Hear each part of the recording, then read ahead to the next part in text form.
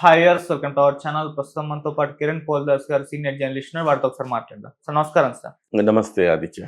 Sir Lokesh గారిని deputy CM చేయాలి అన్న ప్రతిపాదన అటు టీడీపీ నేతల నుంచి కార్యకర్తల నుంచి రావడం, చంద్రబాబు నాయుడు గారి పైన ఒక ప్రెషర్ క్రియేట్ చేయడం మనం చూస్తున్నాం సార్. ఇదేమన్నా కూటమిలో చిచ్చు పెడుతుందా అన్న చర్చ కూడా జరుగుతూ ఉంది సార్. అంటే లోకేష్ గారిని డిప్యూటీ సీఎం గా చేస్తే మరి పవన్ కళ్యాణ్ గారిని కూడా డిప్యూటీ సీఎం గా ఉంచుతారా లేకుంటే తీసేస్తారా అన్న చర్చ కూడా జరుగుతుంది. లేకుంటే ఇంకో వర్షన్ కూడా వినిపిస్తుంది సార్. చంద్రబాబు నాయుడు గారే లేకుంటే లోకేష్ గారు ఈ కింది స్థాయి నాయకులందరితో కూడా ఈ విధంగా ప్రతిపాదనను తీసుకొచ్చి ఒక చర్చలుగా పెడుతున్నారు. ఆయన వ్యూహంలో భాగం ఇది అన్న వార్తలు కూడా మనకు వినిపిస్తున్నాయి. అసలు ఏం జరుగుతుంది? మరి ఇదేమన్నా కూటమి చీలికకు మొదటి స్టెప్ అని భావిస్తున్న వాళ్ళు చాలా మంది ఉన్నారు. మీరేం చెప్తారు సార్? ఇది ఖచ్చితంగా మీరు అన్నట్టుగా ఇది వ్యూహాత్మకమైన ఎత్తుగడ మాత్రమే. నిన్న మొన్నటి వరకు తెలుగుదేశంలో ఎవరో కొంతమంది లోకేష్ గారి ప్రాభవం కోసం, ఆయన మెప్పు కోసం నన్ను ఈ రకంగా మాట్లాడితే లోకేష్ గారు నన్ను శభాష్ అంటారు అనుకోను, ఏదో చేస్తున్నారని అనుకున్నా. కొంతమంది మాట్లాడారు. వాళ్ళు మళ్ళీ ఇప్పుడేం మాట్లాడుతున్నారు వాళ్ళంతా, మేము కూటమి బలోపేతానికి కృషి చేసాం అది ఇది అంటారు. ఎస్పెషల్లీ ఎందుకు ఓపెన్గా చెప్పుకోవచ్చు, మహాసేన్ రాజేష్ లాంటి వాళ్ళే దీన్ని ప్రస్తావించారు. ప్రస్తావించినప్పుడు అంతకుముందు ఏబిఎన్ రాధాకృష్ణ గారు లోకేష్ భవిష్యత్తు గురించి ఆందోళన వ్యక్తం చేశారు. ఆ తర్వాత దాన్ని పుడికి పుచ్చుకొని, దాన్ని అందిపుచ్చుకొని మహాసేన రాజేష్ అనే వ్యక్తి ఒక అడుగు ముందుకేసి ఉప ముఖ్యమంత్రి చేయాలి లోకేష్ని అన్నారు.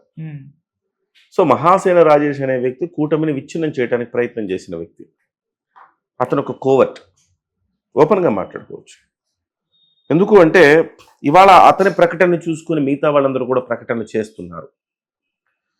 అయితే ఫస్ట్ పార్ట్ ఏంటంటే, నిన్నటి వరకు మనం అనుకున్నది ఏంటంటే మహాసేన రాజేష్ కోవర్టు. ఎందుకు ఈ మాట అంటున్నానంటే, జనసేన పార్టీని కూటమిలో ఉంటూనే పొత్తు ధర్మానికి వ్యతిరేకంగా జనసేన పార్టీని ఓడించాలని పిలుపునిచ్చిన వ్యక్తి. సో అతను పిలిపిస్తే అతని స్థాయి ఏంటో అర్థమైపోయింది కదా. ఒక్క స్థానంలో కూడా ఇంచు కూడా కదల్చలేకపోయాడు. సో కాబట్టి మహాసేన రాజేష్ గారికి అంత స్థాయి లేదని మనం భావించాలి. సో బట్ అతను ఏదో ప్రలోభాలకు లొంగి అప్పుడప్పుడు ఒక్కొక్క ప్రకటన చేస్తుంటాడు. ఇటు అంటే ఇటు అందితే కాళ్ళు, అందకపోతే జుట్టు, అందితే జుట్టు అందకపోతే కాళ్ళు పట్టుకునే రకం అతను. సో ప్రలోభాలకు లొంగి ఏదో వ్యాఖ్యానం చేస్తూ ఉంటాడు. సరే అతను చేశాడులే, అతను ఏదో చేశాడు అని అనుకునే లోపు నిన్న పొలిట్ బ్యూరో సభ్యుడు శ్రీనివాసులు రెడ్డి గారు చేసిన వ్యాఖ్యలు, అది కూడా సాక్షాత్తు చంద్రబాబు సమక్షంలో చేసిన వ్యాఖ్యలు, చాలా కీలకమైన వ్యాఖ్యలు చేశాడు.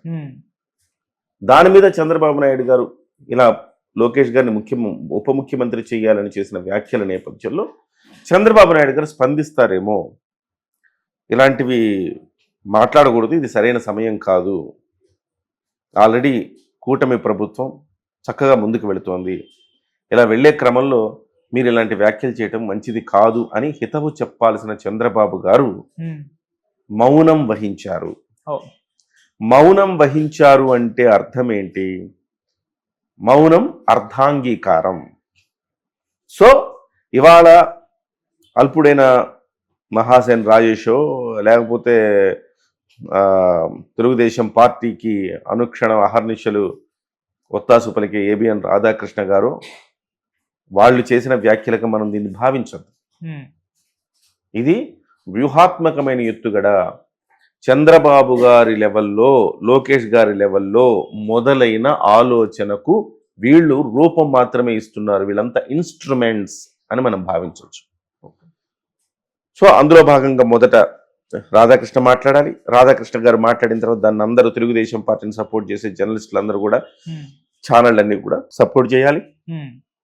మహాసేన్ రాజేష్ లాంటి వాళ్ళు ఒక అడుగు ముందుకేసి ఉప ముఖ్యమంత్రి అనాలి. దాన్ని శ్రీనివాసులు రెడ్డి గారు లాంటి వాళ్ళు బలపరచాలి. దాని తర్వాత సోమిరెడ్డి చంద్రమోహన్ రెడ్డి గారు తాజాగా ఒక ట్వీట్ పెట్టారు, లోకేష్ని ఉప ముఖ్యమంత్రి చేస్తే తప్పేంటి అని. అలాంటి వాళ్ళు బలపరచాలి. ఉపసభాపతి RRR లాంటి వాళ్ళు బలపరుస్తున్నారు. సో ఇప్పుడు మనందరికి అర్థమయ్యేది ఏంటంటే, ఇది చంద్రబాబు నాయుడు లోకేష్ గారు కలిసి వదిలిన ఫీలరు. వీళ్ళందరూ ఇన్స్ట్రుమెంట్లు మాత్రమే.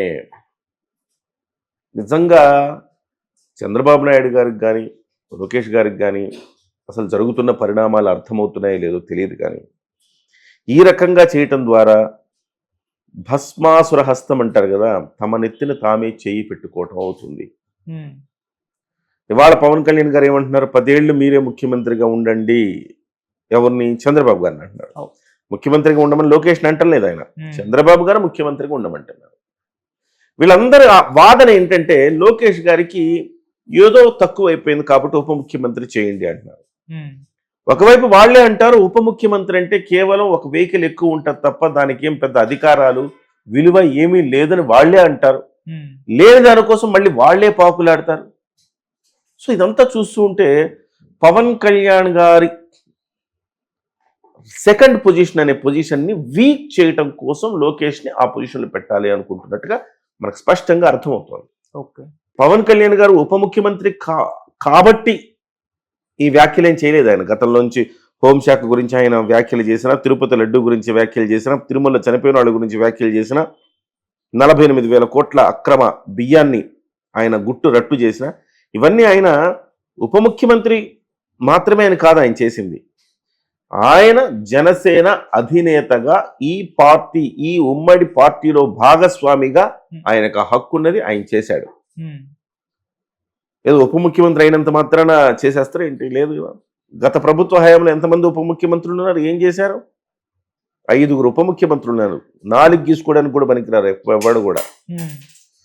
సో ఈ రకంగా చూస్తే ఇవాళ వ్యూహాత్మకమైన ఎత్తుగడగానే మనం భావించవచ్చు.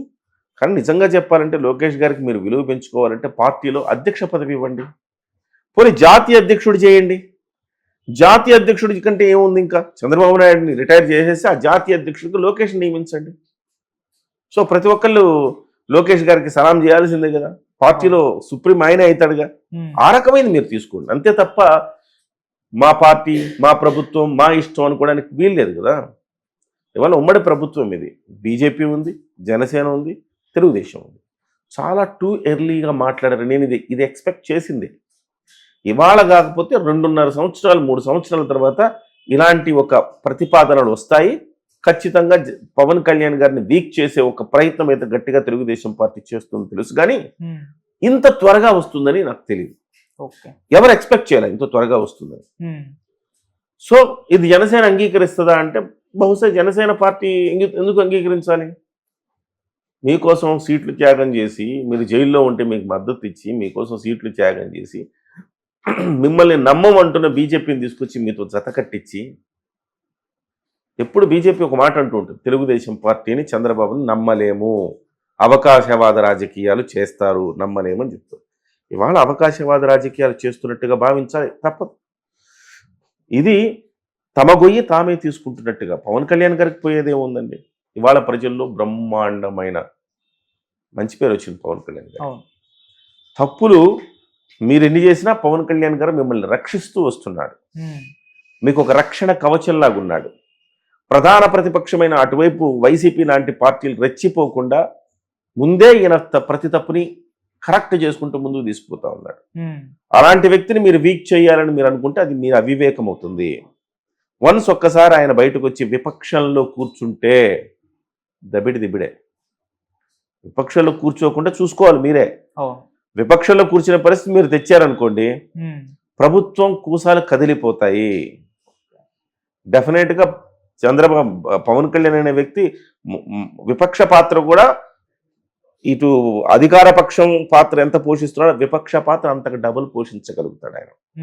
ఆయన దమ్మున్న నాయకుడు అండి, నిజాయితీపరుడు. ఆయనకి ఏముంది, ఇవాళ పదవి మీద లాలస లేదు, పదవి మీద వ్యామోహం లేని వాడి కంటే గొప్పోడు ఉంటాడండి, ఉండడు. సో కాబట్టి ఈ తెలుగుదేశం పార్టీ వ్యూహాత్మకమైన ఎత్తుగడ మాత్రమే.